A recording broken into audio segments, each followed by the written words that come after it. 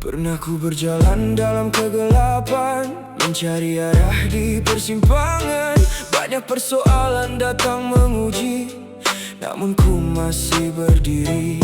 Ada waktu hati terasa lemah, ada saat harapan hampir rebah. Tetapi jauh di dalam jiwa masih ada kekuatan yang menyala.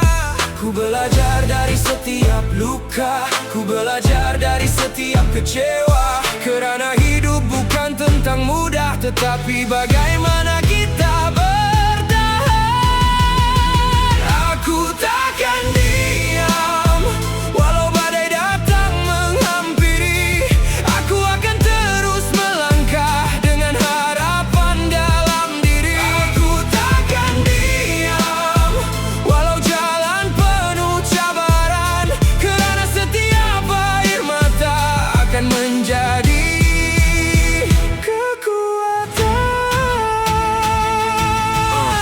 pernah jatuh dan tersungkur, merasakan dunia semakin kabur.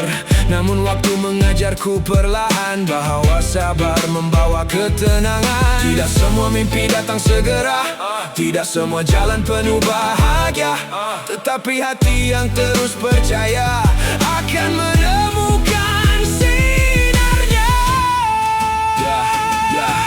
Aku tahu perjalanan ini panjang, kadang langkah terasa hilang.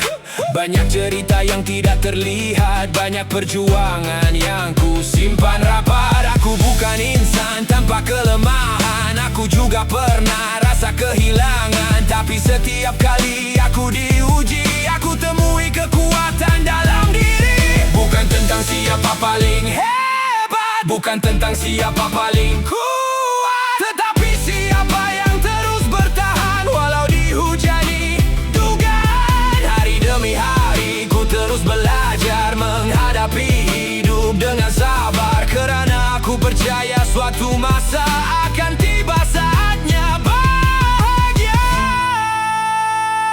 Jika malam masih panjang, ku percaya fajar akan datang.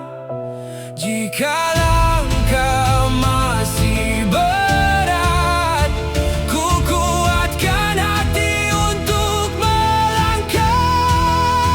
Kerana setiap kisah manusia pasti ada makna.